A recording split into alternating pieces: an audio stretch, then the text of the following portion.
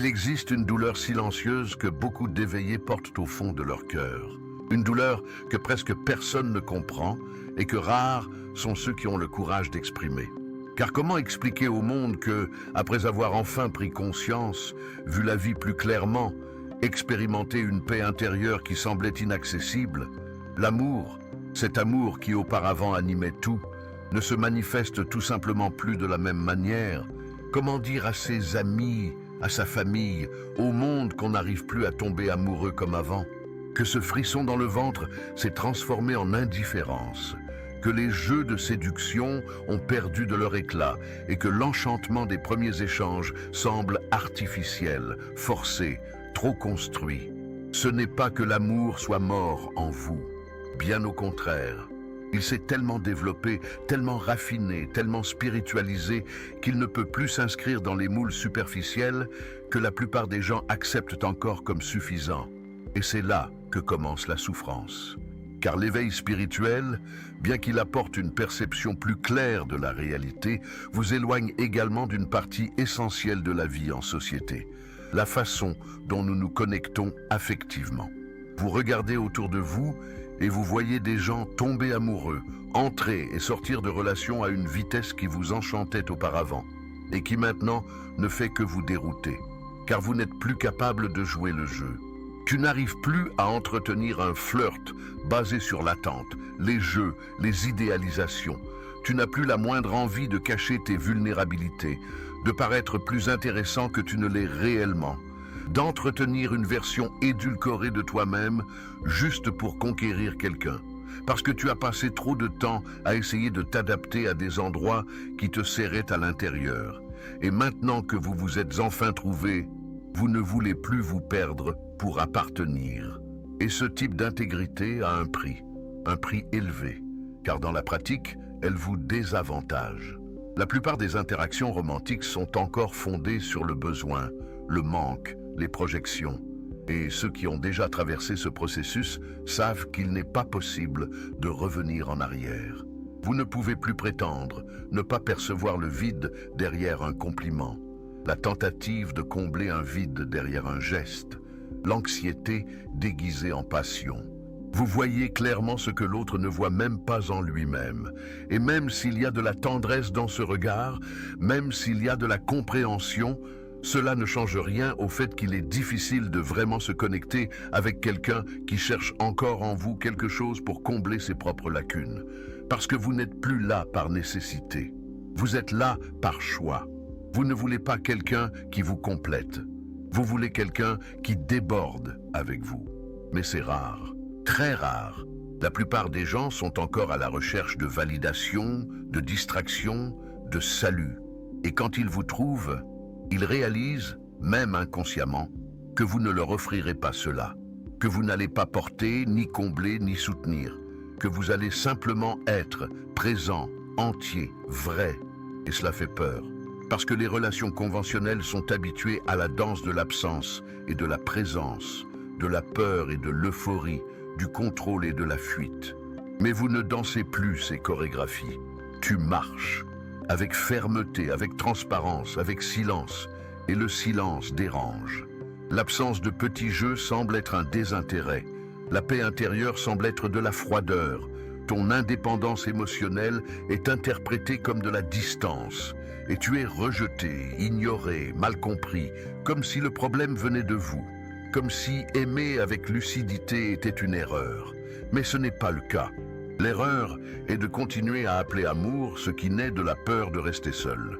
L'erreur est de continuer à confondre intensité et profondeur, manque et passion, idéalisation et connexion. Et celui qui s'est éveillé le sait. Il le sait parce qu'il a déjà expérimenté cet autre type d'amour. Un amour qui ne dépend pas, qui n'exige pas, qui ne désespère pas. Un amour qui ne crie pas, mais qui soutient, qui n'envahit pas, mais qui accueille. Qui ne retient pas, mais qui offre à l'autre l'espace nécessaire pour être exactement qui il est. Mais pour vivre cet amour, il faut que l'autre soit également à cet endroit, qu'il ait fait son chemin intérieur, qu'il ait affronté ses propres abîmes, qu'il ait appris à se suffire à lui-même avant de vouloir partager, Et cette compatibilité de fréquence ne se trouve pas tous les jours. C'est pourquoi celui qui s'est éveillé marche souvent seul, non par arrogance, non par fierté, mais parce qu'il ne peut plus faire semblant de ne pas voir ce qu'il voit, parce qu'il ne peut plus faire semblant de ressentir ce qu'il ne ressent pas, parce qu'il ne peut plus s'accrocher à l'illusion qu'être avec quelqu'un vaut mieux qu'être en paix. Si vous vivez cela, sachez-le, vous n'êtes pas brisé. Vous êtes trop entier pour accepter des demi-mesures. Vous êtes trop lucide pour vous contenter d'illusions. Et cela fait mal, mais cela libère aussi. Car c'est dans cet espace de solitude consciente que vous vous trouvez pleinement, que vous apprenez à vous aimer avec tant de soin, avec tant de présence, que toute relation qui viendra devra, au minimum, respecter cette intégrité. Et même si parfois le manque se fait sentir, même si le lit semble froid, même si le cœur ressent le manque de quelqu'un avec qui partager le silence, vous n'êtes plus disposé à payer le prix de vous abandonner juste pour avoir de la compagnie. C'est ça, la maturité émotionnelle. C'est une révolution intérieure. C'est l'amour-propre dans sa forme la plus pure. C'est pourquoi, si cette vidéo a du sens pour vous jusqu'ici, je vous invite à vous abonner à la chaîne. Car ici, nous parlons de ces douleurs que presque personne ne comprend.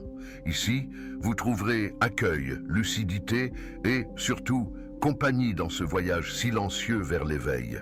Et si vous voulez aller plus loin, partagez cette vidéo avec quelqu'un qui a également l'impression de ne plus pouvoir aimer comme avant.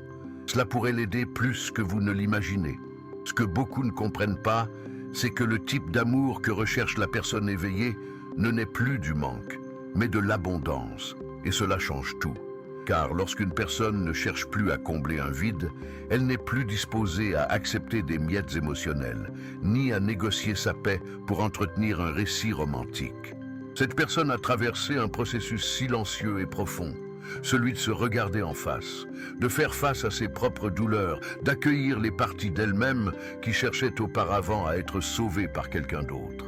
Et quand vous faites cela, quand vous plongez vraiment dans votre propre abîme et que vous en revenez plus entier qu'avant, ce que vous recherchez dans une relation cesse d'être de la compagnie pour devenir de la communion.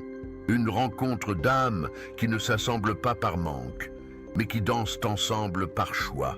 Mais le monde n'est pas encore prêt pour ce type de relation. La plupart des gens confondent encore stabilité et ennui. Ils confondent calme et absence de passion. Ils confondent autonomie et détachement. Et quand ils trouvent quelqu'un qui est simplement présent, entier, sans exigence, sans désespoir, sans stratégies émotionnelles, ils ne savent pas quoi en faire. L'absence de drame semble être une absence d'intérêt. La présence constante semble être un manque d'importance. Et c'est là que l'éveillé commence à se sentir déplacé, car il offre exactement ce que l'on recherche le plus dans le discours. La paix, la vérité, la constance, mais cela ne trouve pas d'écho dans un système de relations basé sur l'urgence, la peur et la projection. Et la frustration grandit, car il sait qu'il a de l'amour à donner, mais pas n'importe quel amour. Un amour qui soutient, qui écoute, qui voit l'autre au-delà des filtres de l'idéalisation. Un amour qui sait accueillir les ombres, qui sait être sans rien exiger en retour, qui sait rester même lorsque l'autre ne sait pas ce qu'il ressent. Mais le monde n'est pas prêt pour ce type d'amour, parce qu'il exige une présence. Et la présence fait peur. Elle fait peur parce qu'elle révèle, parce qu'elle enlève le maquillage de la performance, parce qu'elle démantèle les jeux de séduction, parce qu'elle regarde dans les yeux et dit « Je suis là, mais je ne vais pas mentir pour te faire plaisir, ni faire semblant de ne pas voir ce qui se passe. » Et cette honnêteté désarme. Elle désarme l'esprit qui voulait contrôler. Elle désarme l'ego qui voulait vaincre. Elle désarme la peur qui voulait se cacher derrière des masques. Et alors l'autre s'enfuit. Il s'enfuit parce qu'il sent qu'il est vraiment vu. Il s'enfuit parce qu'il n'a jamais appris à établir des relations à partir de l'intégrité, mais toujours à partir du manque. Il s'enfuit parce qu'il ne sait pas recevoir un amour qui n'exige rien, qui ne fait pas pression, qui ne dramatise pas. Et celui qui est éveillé assiste à cela avec tendresse et tristesse, parce qu'il ne juge pas, il comprend. Il a déjà été à cette place. il a déjà cherché, dans le passé, quelqu'un qui le soustrairait à la douleur. Il a déjà voulu être sauvé, aimé, validé, mais maintenant, il sait que ce vide ne peut être comblé par personne. Et c'est pourquoi il ne peut plus offrir ce que l'autre attend, le rôle, le scénario, l'illusion. Il ne peut offrir que ce qu'il est. Et cela, bien que ce soit le plus beau cadeau que l'on puisse offrir, est rarement reconnu comme tel. Et à ce stade de la vidéo, je voudrais vous poser une question sincère. Avez-vous aussi l'impression de ne plus pouvoir vous adapter à la façon dont les gens interagissent? Avez-vous l'impression d'être sur un autre rythme, une autre fréquence, un autre type de vérité?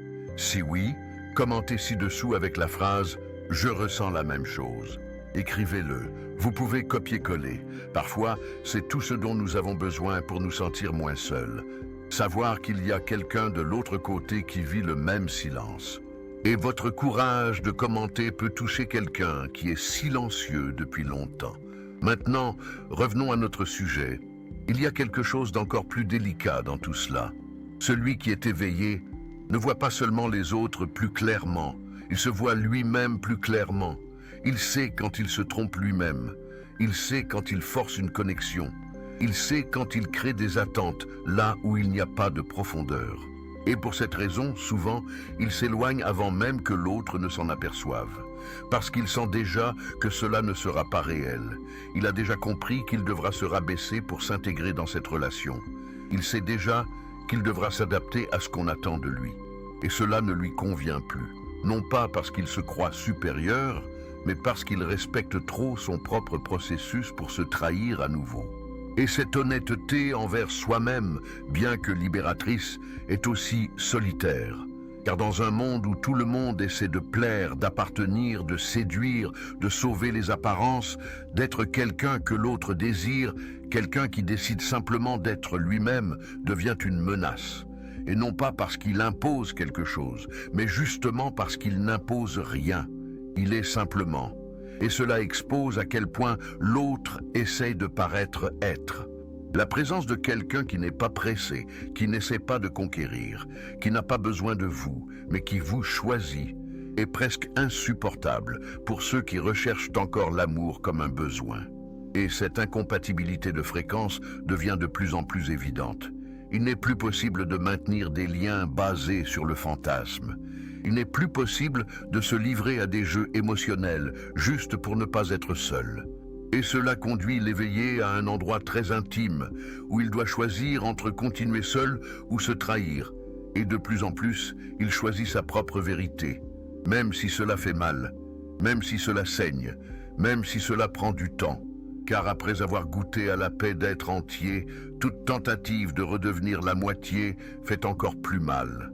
Et c'est à ce stade du chemin qu'une forme d'amour plus silencieuse naît. Un amour qui ne dépend pas de l'autre, mais qui se manifeste dans la façon dont l'éveillé vit. C'est dans la façon dont il regarde, comment il écoute, comment il respecte le temps des choses, comment il prend soin de son propre espace intérieur. Et cet amour commence à tout transformer, car il n'a plus besoin d'être dans une relation pour ressentir de l'amour.